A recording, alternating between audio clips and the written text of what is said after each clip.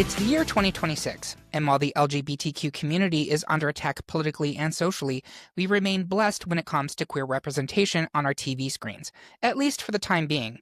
Even 20 years ago, we couldn't have conceived of how accepting the small screen would become, with gays, lesbians, bi, and trans folks appearing not only in series created specifically for them, but he's, she's, theys, and thems being included as featured characters in mainstream hit series.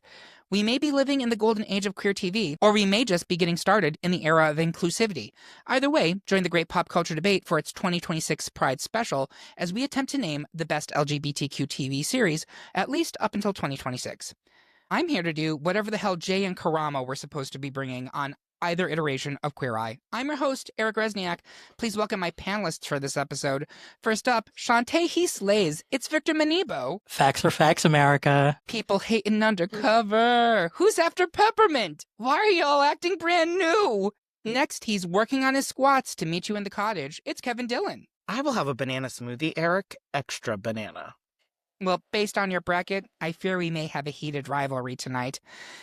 And finally, she's talking, loving, laughing, breathing, fighting, fucking, crying, drinking. It's Carissa Claus. Eric, don't forget, riding, winning, losing, cheating, kissing, thinking, dreaming. How could I? It's the way that we live. And love. And love.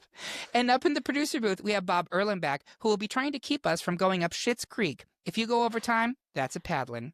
And with the introductions out of the way, let's grab this episode's bracket from greatpopculturedebate.com and get into our Sissy 16. First up, a goal as a whole, or something, as the panel has unanimously decided to move forward 4-seed heated rivalry ahead of 1-seed Schitt's Creek. But Carissa, you wanted to give a rose to Schitt's Creek before it leaves our bracket. I did. I think Schitt's Creek is going out appropriately here, and it's maybe a little sanitized and wholesome, but it reached a normie audience. My mom watched it. She will totally talk about folding in the cheese. And the Simply the Best performance remains so heartwarming and melting. It's very cheesy, and I get it, and it makes sense that it's not explicit, it's not a gay show. It just has gay characters. But it was good, and it was nice, and it's nice to see something sort of gentle about it that my mom really liked it. So, she can't be the only Midwestern mom who watched and enjoyed. But heated rivalry will be moving into round 2. Next, it's another unanimous decision as 2-seed Queer as Folk, the original U.S. version that aired on Showtime in the early 2000s, is Pride marching forward in our bracket, meaning that 3-seed Modern Family will not be moving forward into round 2. Kevin, you wanted to speak on Modern Family. Sort of. I think it, and I'll be kind. I think what Carissa said about Schitt's Creek is what I think Modern Family thinks it did. Cam and Mitchell are kind of a terrible couple. I mean, the best gay character is Nathan Lane's character, who's a side character and not in it. His name is Pepper. And he's just very funny because Nathan Lane is one of the funniest humans alive. And he's great in Modern Family in the 2 episodes a season he's in.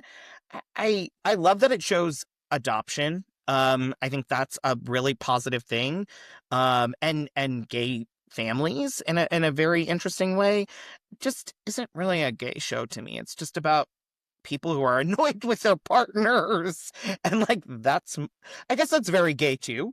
Very real life. Yeah, speaking from experience. Yeah, not enough to move forward.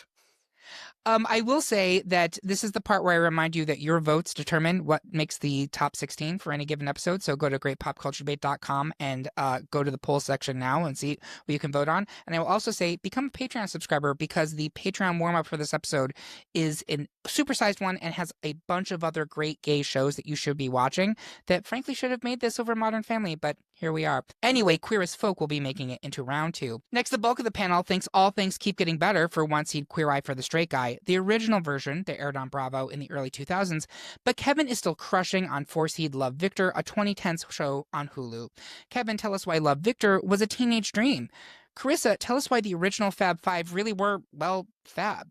Kevin, please go first. This is sort of an anti-Queer Eye vote. It's not my favorite. But with that said, I did watch all of Love, Victor, and I actually think it took the concept of the film and the young adult series and evolved it in a really interesting way. It is one of the very few shows that focuses on the intersection of being queer and Latine, and like that is rare. It's done a little bit. They did it in One Day at a Time a little bit too. That wasn't the sole focus where it is in this experience. And, I thought it really did a really good job of not only showing like what coming out looks like, but how that experience looks for queer, Latino, and Hispanic young folks as well. And I thought it was really beautiful, and the lead was really fantastic. I'm blanking on his name. He's a really fun Instagram follow, really hot. Oh, it's Michael Cimino. And then the woman who plays his mom is Anna Ortiz, and she was on Ugly Betty, which also honestly could have been on this bracket as well. Yep. And she's great. It's a really lovely, cute show. I did say that I was going to give it to Chris and make her argument for Queer Eye, but I just want to check, did he sway anybody? Victor, are you sticking? I mean, ironically, we do love Victor, but not this particular Victor. This particular Victor who's in front of me, we love you. Which one are you going with? I am not going with my namesake, and I am sticking with Queer Eye. Okay, thank you. Carissa, are you sticking with Queer Eye for the straight guy? I am. All right, so we'll continue its makeover into round 2. Next, the panel has unanimously decided to les out with 3-seed The L Word, the OG version from sometime in the 2000s, which means that 2-seed Trixie Motel is checked out of this competition. But Carissa, you have some reservations about Trixie leaving so soon. Just a little bit. I mean, I'm definitely going to go with L Word over this anyway, but Trixie Motel is a fun little, it's a weird show because it's combining like a drag superstar, her partner and their dynamics with like the trope of home improvement, like trading spaces, like all of those things that we were super into in like the 90s and 2000s. And it's this weird little show that was 8 episodes. There's a second season called Drag Me Home where they do their house, and that's 4 episodes. But it was weird. It was on like Discovery something. Yep. And then made it to HBO at a certain point. It's a typical, renovation show, but all the guests are gay or drag queens, both. And as we move into the second season, we increasingly focus a little bit on the relationship between Trixie and David, which is sad because they're split now. But yeah, it's going to be hard for me to argue that a lot of shows that didn't have a lot of episodes should be here versus stuff that went 6-7 seasons, has a lot behind it. But Trixie Motel is great. It's a little blip, but it's worth checking out. Yep. Again, please vote in polls. That's how we end up with the top 16. Number 2, I stayed at Trixie Motel. It was lovely. I stayed in the Space Cowgirl room. I had a great time. I'm not going to go into details.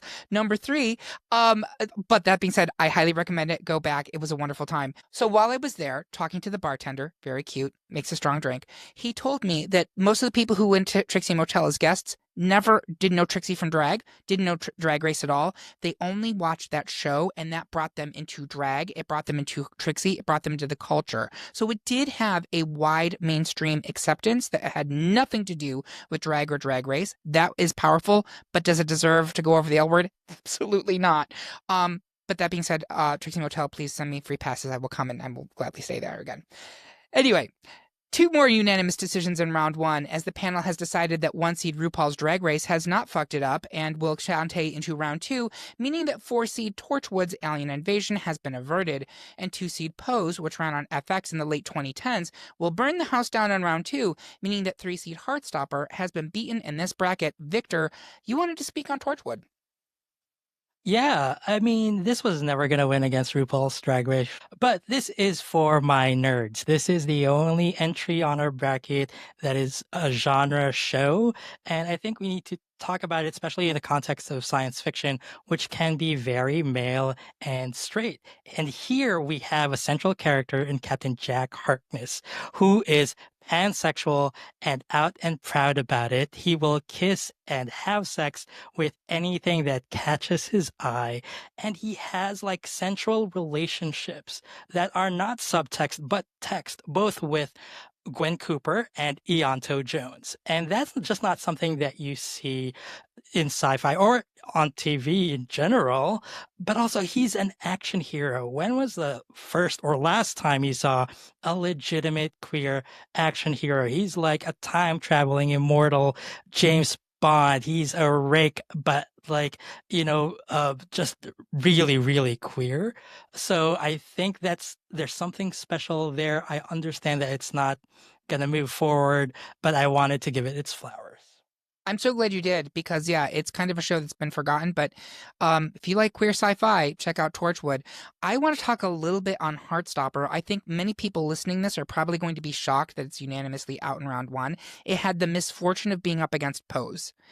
And I think that is its downfall because Pose, I will just say, I think is going to go very far for representation, for the storytelling, and for the power of that show. Heartstopper is essential to Gen Z queers and people who are interested in Gen Z queers.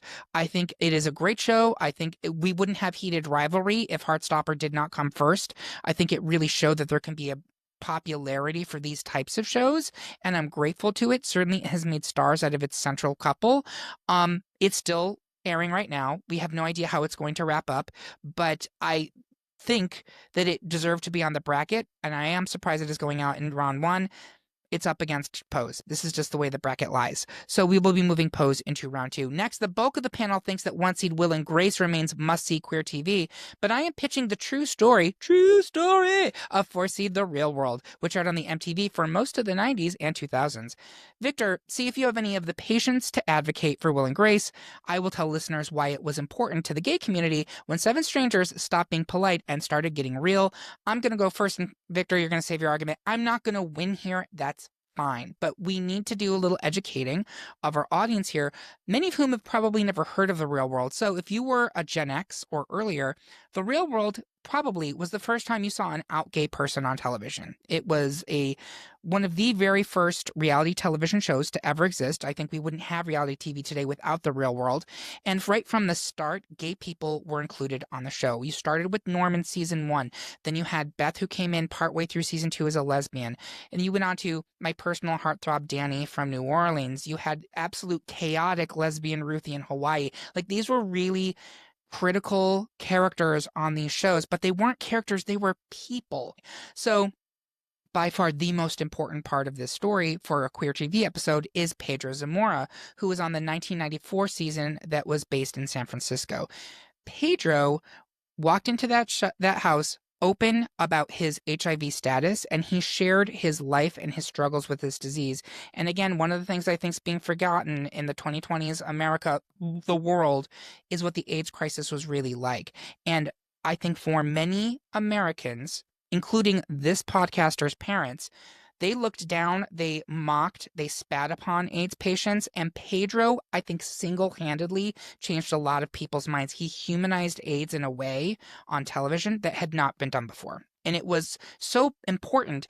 He died literally hours after the final episode of his season aired, and then President Bill Clinton literally made a public declaration about it. That's how important to culture this show was at its peak.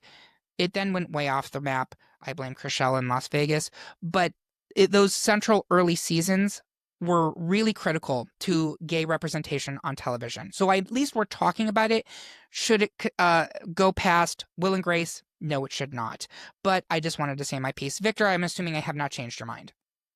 No, you have not changed my mind. Will and Grace, it is iconic. It is, we have four characters who are iconic in the culture. When you say Will, Grace, Jack, and Karen, everybody knows who those people are. even if they're queer, regardless of whether they're queer. All four of those actors won Emmys for their performances. This was a wildly successful show. It was a risk at the time that it came out, and it was a risk that paid off because not only was it watched by millions of people, it had longevity, it won critical acclaim. It is not without its faults. It is a sitcom, so it can be uneven and it does rely on stereotypes. It has some jokes that probably did not age well and also were just offensive and wrong even at the time. But that's what happens when you have comedy. Comedy, just like it's a hit or miss. There's gonna be like bad jokes, and there were a ton of bad jokes here. But this show was instrumental in kind of changing the hearts and minds of people about, what it is like to be queer, what queer people can be like, specifically because of the show, gay men, right? And it is a particular kind of gay man, which is, again, kind of a point against it because it's not a very diverse show, but we are also operating in the early 2000s. But that doesn't mean that the cultural impact that this show had can be diminished. I think when we look at the rest of this bracket, none of these shows probably can say that they could exist if Will and Grace did not take a risk and then become successful. Like, we would not have as many queer shows if it wasn't for Will and Grace. Yeah, I think that's a very good point. Carissa, Real World or Will and Grace for you? I'm sticking with Will and Grace here. Kevin, is it going to be Will and Grace or is it going to be The Real World?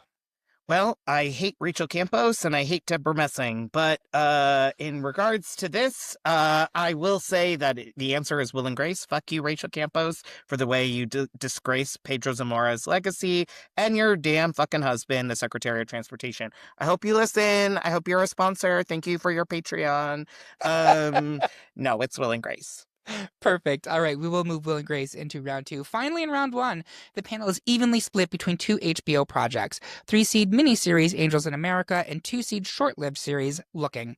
Kevin, tell us why Angels in America remains relevant to gay people even after the millennium. Carissa, tell us why you're still willing to host for Looking. Kevin, please go first. Yeah, Angels in America is a limited series based on Broadway plays. The HBO limited series stars a wide array of iconic performers: Meryl Streep, Al Pacino, Emma Thompson, Adam Shankman, Mary Louise Parker, Jeffrey Wright, Justin Kirk. It is what's his face? The guy with the big ass. Patrick Wilson. Thank you. I knew you would get that from the big ass part. Watching him fuck Kate Winslet on a washer and dryer and Little Children is not to be missed, by the way. Thank you for that. You're welcome. Aside. But Angels in America is one of the most beautiful. It is so hard to adapt stage plays into actual either film and television, and I think this is the hands down best adaptation of plays. And this is multiple plays that we are adapting about the HIV and AIDS crisis, where you follow all of these different lived experiences in New York City as they navigate what's happening, how it has political ramifications. It takes all of these people. You also get into spirituality and the otherworldliness of what is going on in these people's experiences as they're literally dying and having only one another to engage with. And then Al Pacino doing his most Al Pacino-y Roy Cohn, which is fantastic. This is another show where every single Emmy category was won by Meryl Streep, Mary Louise Parker, Al Pacino, and Jeffrey Wright, and directed by Mike Nichols. This is beautiful, otherworldly, fantastic, funny, and honest. And it is one of the best queer things on television to ever exist. Thank you. That's a great argument. Carissa, talk to us about Looking. Yeah, I don't know if I'm even the best person to talk about this, but I feel like I started watching this show because you recommended it to me, Eric. Right. It's 2 seasons, HBO show, 2014 to 16, and then there was a movie wrap-up that happened later, because it did end before a lot of the fans were ready. But there wasn't as much of an audience fandom for this show as there were critics who were lauding this show. Looking back on this and trying to figure out what to say about it, because I don't really know what to say. It's three gay men in San Francisco. It's funny, it's messy, it's sort of quiet, sweet, awkward, it's educational. I learned a lot of stuff. Oh, I bet you did. About douching. There's a Folsom Street Fair episode, and it was very educational for me. It's an ensemble cast that works beautifully, and most of the people involved, from writing, directing, and also acting, are openly gay. So, they are playing characters, but they're also themselves having that same identity. I don't know, this quieter thing that sort of hung around and is still getting a lot of good attention from people rediscovering it during the pandemic. It happened again. I think it's worth talking about. So, Looking. Thank you. Victor, is it going to be Looking or is it going to be Angels in America for you? I mean, I think in hindsight, gay men were too harsh on Looking when it came out. Yep. And I do like this show. It is a good show, but Angels in America is art with a capital A, and it's especially relevant now because it feels like we're living in another end times for queer people. So Angels in America for sure. I will echo Victor's stance that gay men were way too hard on Looking when it came out. Gay men, as inspired as they are by their own looks, hate to look in the mirror, and Looking held a mirror up to them, and they did not like what they saw. It was too real. So that's that. I am actually switching my vote. I'm going to go ahead and throw it to Angels in America. I think it deserves to be in the next round. So that's the end of round one. We're going to take a quick break to catch up on the real friends of WeHo. Said literally not one person ever. We're going to be right back after these messages. Hello, hello, hello, listeners. We hope you're enjoying this week's episode. If you've ever wondered how we land on these 16 finalists in our brackets, head over to our website, greatpopculturedebate.com. That's where you'll find our public polls for upcoming topics, and your votes decide what we will debate next. While you're there, be sure to check out the listener bracket for this episode so you can play along with us at home. You can also explore related episodes like previous Pride specials, Best Queer Film, Best Gay Icon, Gayest Music Video, and Best LGBTQ Superhero, all available right now. And don't forget about Patreon. Our supporters get access to exclusive episodes, 2 available at all times, with new Patreon-only episodes dropping twice a year. Visit patreon.com/greatpopculturedebate to sign up and listen to Best Oscar-winning Original Song and Best Legion of Superheroes member today. We also have a weekly newsletter packed with updates on movies, TV, music, video games, and more. Just head to the subscribe section of our website and sign up today. Thanks so much for listening. Make sure you're subscribed so you never miss an episode. And once again, visit greatpopculturedebate.com for upcoming polls, TV recaps, and tons of additional bonus content. We'll be right back after this. And we are back for round 2 of our Best LGBTQ TV Series debate. Before we go on, I'd like to ask my panelists if they have anything they want to share. Victor Manibo, you're an author, you're a tastemaker, a man about town. Tell the people what you're doing. I don't know about tastemaker, but I am a man about town. And if anybody wants to find me, you can find me on Instagram, TikTok, Facebook, and Blue Sky at Victor Manibo, or my website, victormanibo.com. You can see all my books there, but also everything else that I get into. Perfect. Thank you so much. The best place to follow us is on Blue Sky at gpcd.bsky.social or at Great Pop Culture Debate on Instagram or TikTok. You should also make sure to subscribe to our page on YouTube, where we're posting original videos as well as video versions of these episodes. And check out our Drag Race recaps under the blog section at greatpopculturedebate.com, because I know you homos watch that show.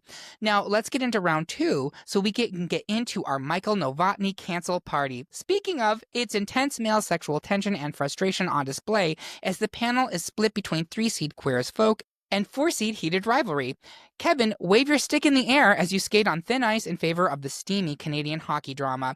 Victor, cue the pulse to begin and show us some spunk as you push for Queer as Folk. Kevin, please go first. Yeah, so the reason I move forward with Heated Rivalry in this, and so one of my criteria for this and why I have voted out some shows is really just like, how obviously how much is the queerness or gay identity or lesbian identity centered in the show. And then I also kind of took a step back, kind of had like a little bit of an equation around what representation looked like at the time it was released, and then moved forward. And so I still think one season of Heated Rivalry is more beneficial to society than all 6 seasons of Queer as Folk. While I love Queer as Folk and thought it was very entertaining, boy, oh boy, did they do everything in their power to not find a person of color in a major city in the United States. And what I'll say about Heated Rivalry is why I also moved it forward is it kind of canonically is a show for everyone in the queer community. It is a show that people who are gay men are like, I love the romance and I'm horny for this. It is for queer women because, the author kind of builds out this kind of a little bit of female gaze on gayness, or gay male sexuality, but also like it's very open and tender and loving. And there's a lot of, I went to Heated Rivalry, the unauthorized musical in New York City. And my God, the amount of women in that audience absolutely outweighed the amount of men. And I think what is really beautiful about this, and it's where it's at in our culture and our society, is that it is really probably something that will last the test of time in a really healthy and beneficial way that kind of transcends into a different area as well, which is sports and queerness as well, typically overly masculine areas, and opens up a little bit more acceptance. And it's just fucking hot. And Ilya has a great ass and Shane's really adorable. And yeah, that's why I went with it. Thank you. Victor, talk to us about Queer as Folk, which we've not really talked about at all yet. Well, okay. To start, I loved Heated Rivalry, and the amount of TikToks with Connor Story and Hudson Williams that I've watched is like ungodly.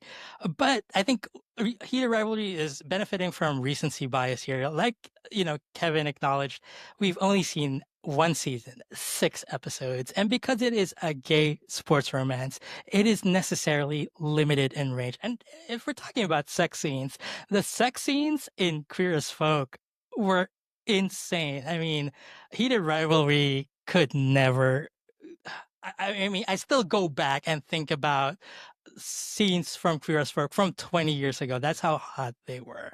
But more than that, Queer as Folk is, we did have a longer run, and we saw kind of the full gamut of the queer experience. Yes, it is not racially diverse. It is not diverse in terms of body or ability or looks. In terms of class, also, it's not super diverse, and a startling lack of trans characters. But it does make up with that you have gay couples in different kinds of relationships. You have a lesbian couple. You have queer parents and parents of queer people who are not queer.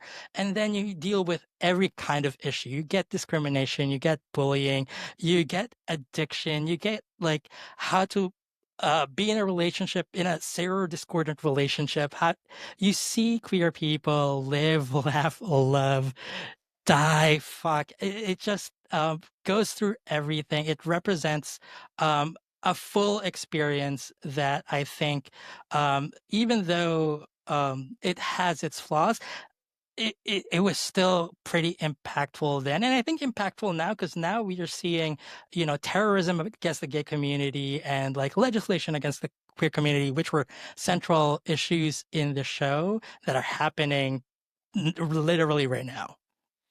Great argument. Thank you so much. Carissa, is it going to be Heated Rivalry or is it going to be Queer as Folk? I am all in on Heated Rivalry here. It is spicy, it's romantic, it's sweet. Like, I love it. So Heated Rivalry. Please do not come for me, folks. I'm sticking with Queer as Folk here, and I agree with everything that Victor said. Heated Rivalry is better than it has any right to be. I enjoy the hell out of it. I'm not going to go too long on it. I think it is really, really good. But Queer as Folk, I'm not going to use the primacy argument because that's cheap and lazy, but I do think it shows a larger expanse of the queer existence, and specifically has a more impactful emotional core that I think Heated Rivalry does at this point in its career.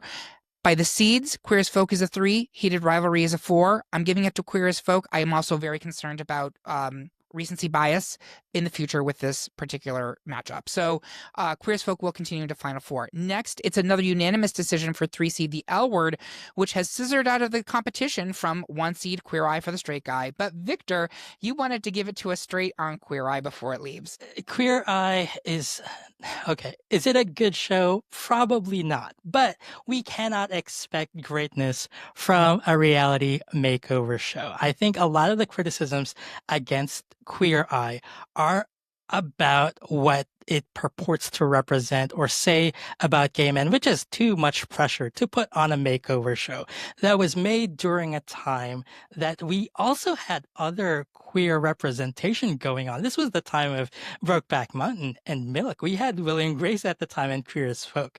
And so like people who say like, oh, these people represent stereotypes and queer men aren't like this, you know, there are other representations out there. You expect too much of this one. You ask too much of this one. And I feel like as a community, we get to have the lowbrow, trashy reality makeover shows. And you know, there's also like, if you want to get really deep about it, there's something really interesting and important about the kind of inversion that we see when, you know, queer people are represented as the ones with knowledge and wisdom and expertise to impart to straight folk, and you know, juxtaposing, you know, these two kind of stereotypes of like straight men are dumb and unsophisticated. So now we have these like queer men, and like the tension in those kind of usually competitive environments is also interesting. So there's something there, but like, let's not ask too much of the makeover show. I thought that was a great argument, Victor. We are sending it out. It is going out compared to the L Word. But what a time to be alive.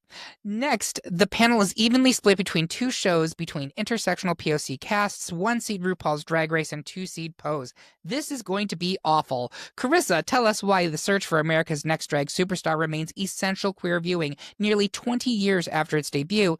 I will have a ball as I talk about Pose. Carissa, talk to us about Drag Race. This is so hard for me because when I was working on my argument for this, it feels like, how do you explain to someone what air is and that you're breathing it? Because like, what do I even say about Drag Race? There's been 18 regular seasons. We are recording this toward the end of season 18. There's 10 seasons of All Stars. There are 25 international franchises, including their own All Stars and the Versus the World series. Like, we haven't used this word yet in this episode, but this show is a juggernaut. Like, talk about visibility, talk about, you know, the increased trans representation. If you want to see trans folks on TV, watch season 14 of Drag Race, because that's like half the cast. Of the cast, yeah. Talk about a cultural tastemaker. Like, things that happen on this show become so much a part of the gay, but also just audience lexicon. You know, like in the early days, there was Chad Sell doing all of the fan art stuff. And now we've got, I don't even know what the kids are doing with their TikTok things, but I'm sure there's stuff. The show, it's basically like our gay sports. You know, like it's an event in more ways than just the finale. The cast reveal, the Meet the Queens, you know, when they preview the first 10 minutes of something, you can see all the entrance looks and the entrance lines. That's an event for us. It's a cultural tastemaker. It's also been nominated for 39 Emmys with 24 wins. RuPaul won 8 years in a row for reality host. Like, I don't know. This is like the longest running of anything that we're talking about, queer show on television. Thank you. Anyone who listens to the show or knows me probably thinks it's ridiculous that I'm arguing against Drag Race. And the only reason I'm doing it is because it's up against Pose. And I do think Pose is an extraordinarily special show. And if we're talking about the best queer TV show in terms of quality and the emotional performances and the representation, it's extraordinarily special. So listen, Ryan Murphy gets a lot of shit, and a lot of that is warranted, but he deserves to be celebrated for his commitment to bringing queer voices and talent to TV screens. He did Glee, he did American Horror Story, he did The New Normal, which is sadly a short-lived one, but most importantly, he gave us Pose, which ran on FX from 2018 to 2021, co-created by Stephen Canals and frequent Murphy collaborator Brad Fulchik.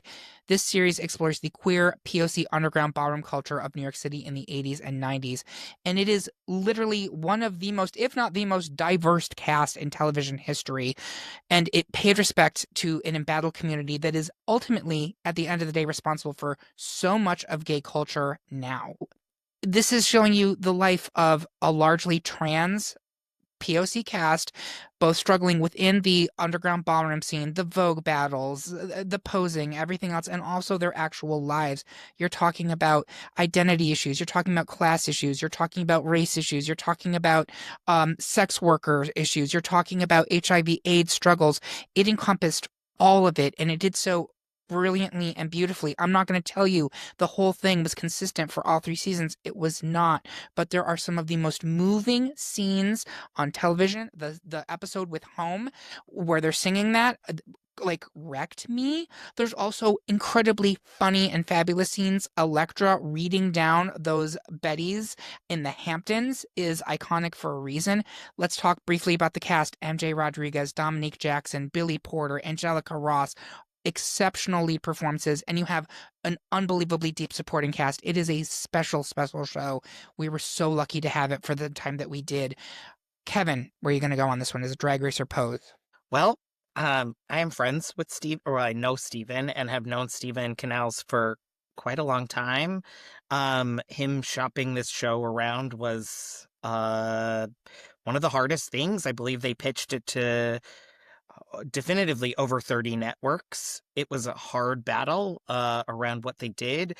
I think the last thing I'll say is I'm sticking with Pose because Pose ended with a little bit of a fairy tale. And that is rare, and it was intentional for this community because life is not always a fairy tale for queer folks. And to give this community a fairy tale ending, I thought it was just really a beautiful 3 seasons of television. This is fucking hard argument. Yep. These are 2 great shows, but I'm sticking with Pose. Victor Minigbo, is going to be Drag Race or is it going to be Pose? This is really tough for me, and I was almost swayed, but I am sticking with Drag Race.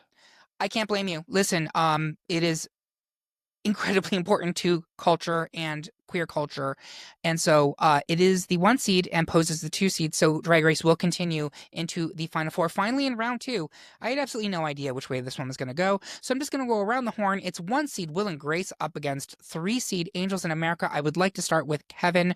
Where are you going here? I am going with Angels in America. All right, Carissa, Angels in America or Will and Grace? Angels in America. Victor Minigbo, Will and Grace or Angels in America? Will and Grace. Okay, so even if I vote for Angels in America, Will and Grace is the 1 seed. Actually, if I vote for Angels in America would continue. But I might fuck everything up and vote for Will and Grace because at the end of the day, Angels in America is a beautiful work, and if you have not watched it, I really encourage you to go find it. I'm sure it's on HBO Max or whatever the hell that app is called currently. It is a beautiful miniseries, incredible performances. Those plays are incredibly moving, and I think someone made the point earlier, they feel very real to the time you're at right now. It's hyper realistic in some parts, it's fantasy in some parts, it's pretty mind-bending stuff. It won the Pulitzer. Please watch it. Will and Grace, I distinctly remember reading The Advocate in the issue where Will and Grace was announced as coming to NBC as a sitcom in the 90s, and I was like, there's no way they're going to allow a sitcom with gay lead characters on NBC, like after Friends. What? That can't happen. And it did. And it ran for like 6 or 7 seasons. And then it was popular enough that it came back for another run until it was ruined by Deborah Messing. Thanks so much for that. but it is incredibly important to not just gay people as a show and a touchstone, but to the broader community. And I don't think we can discount that. So I am going to give my vote to it. It's a 1 seed. That's 2 votes. And that means Will and Grace will be in the final 4. And with that, we have our final 4. We're going to take a quick break to go boozing with Jack and Karen because Will and Grace are the fucking worst. We'll be right back after this. You know that feeling when you finish a debate and you just have more to say? At the Great Pop Culture Debate, our Patreon members aren't just listeners, they're the inner circle. By joining our Patreon, you get exclusive bonus episodes, early access to polls, and the chance to hang out with us in our Discord. Help us keep the lights on and the debates heated. Join the community at patreon.com/greatpopculturedebate because your hot take deserves a home. And we are back for the final 4 of our best LGBTQ TV series debate. Let's take a look at what we have. It's Queer as Folk, a 3 seed, versus The L Word, a 3 seed. The seeds were absolutely bonkers on this one. And again, please go vote. Your votes determine what we get. And then we have RuPaul's Drag Race, a 1 seed, versus Will and Grace, a 1 seed.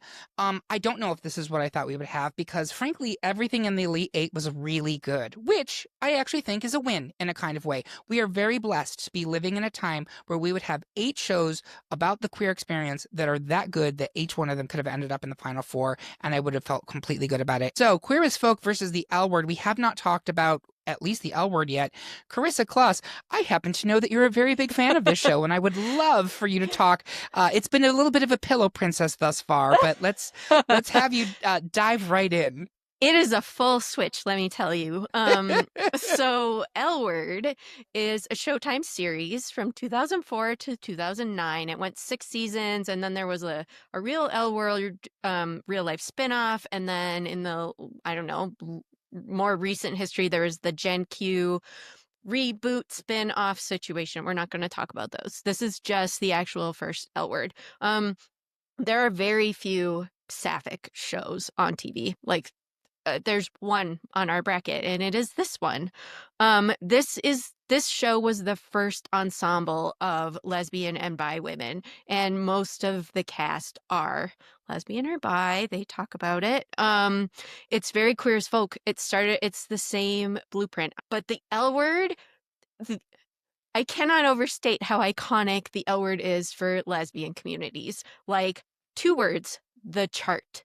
Like Alice's chart of who sleeps with who and how things are interconnected, because this is the thing. This is probably a gay thing. This is definitely a lesbian thing. Like, you are friends with your ex, and then your ex's ex maybe is your girlfriend, and like it's a small community, right? And we all know each other.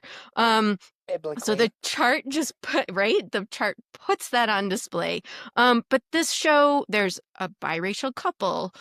We see childbearing. We see in later series, there's a trans man who then becomes pregnant. It's a really shitty storyline. Max gets done real dirty, but has a little bit of a gets done a little better in Gen Q. He returns. There's drag as a storyline. There's a cancer storyline. There's coming out, family drama. There's Pam Grier. She is she's Jennifer Beals' sister, and she's in this all the time. There is a whole lot of sex. There is really, really, really hot lesbian sex, and it is coming from a female gaze perspective. So I could just talk more and more about this, but the L Word is iconic and super important and needs to be here. So there we are. Thank you very much. I've been waiting all episode for that. Victor Manebo, is going to be Queer as Folk or the L Word for you? I am sticking with Queer as Folk for the reasons I articulated earlier. I think, well, for one, Queer as Folk also has a lesbian couple and does cover a lot of the same storylines that the L Word does. Carissa said, there's a lot of overlap. It's the same formula. I just think personally, Queer as Folk is the superior show, but I could see the argument. Kevin, is it going to be Queer as Folk or the L Word? This is tough because this is a horse race of terrible on some ends. Because in one vein, you have a show that hates lesbians, because I genuinely think Queer as Folk hates the lesbian couple Yeah, on that that's fair. series, like, quite a lot. But I do like what they do with their characters, and like, they do explore a lot of really interesting topics. On the other hand, the L Word has Shane and all these, like, really dynamic women. The lesbian community still talks about this show. We don't really talk about Queer as Folk anymore. It is kind of gone. And so, regardless of that really terrible last season and Jenny, I think I'm gonna give. And side note, I watched when I was in grad school. I watched two as women explore their sexuality with one another as they watched this program. So for if they're listening to the pod, Lindy and Caitlin, this vote is for you. I'm going with the L Word. I love this. This is allyship right here. So I want to say a couple things first. Number one, we really haven't talked about the fact that, like, Queer as Folk was, like, totally earth-shattering when it started. Like, within the first 15 minutes of this show airing, you had Brian Kinney eating the ass of a twink, like, on television. I was like, oh, I don't think I'm supposed to be watching this. And I was like an adult, right? But I was just like, oh, can we do this? Apparently we're doing this. And so from that perspective, it was really, really critically important. Kevin's point that the gay community no longer really talks about Queer as Folk is such an interesting one, and I think needs to be considered because the L Word is still beloved by the lesbians. I think Brian Kinney's arc on Queer as Folk is actually super compelling, and actually on a rewatch, Justin's is also really good. The bad part is Michael is terrible, but I'm giving it to the edge to the L Word because I think the performances are so much better on that show. So we're going to move the L Word into the final two. RuPaul's Drag Race versus Will and Grace. I'm going to start with Kevin. I have a sense of where you're going to go here. This is, like, easier than voting for mayor of New York City last year. I am going with fucking RuPaul's Drag Race. What a great, great show. Victor Manibo, is it going to be RuPaul's Drag Race or Will and Grace? I love these both, but Drag Race. Carissa, I have a sense of where you're going to go here. It's Drag Race. And may the best woman win. They changed it to drag queen. I'm going to make it a clean sweep. Will and Grace was super important for representation as a show. I think it's not as strong. And RuPaul's Drag Race, frankly, is just as important for representation, and it has built an entire community that has actually broadened the queer community in ways that I don't think Will and Grace ever did. So it's a final two of the L Word versus RuPaul's Drag Race. I love that for us. I'm going to start in the back of the pack with Victor. Where are you going to go here?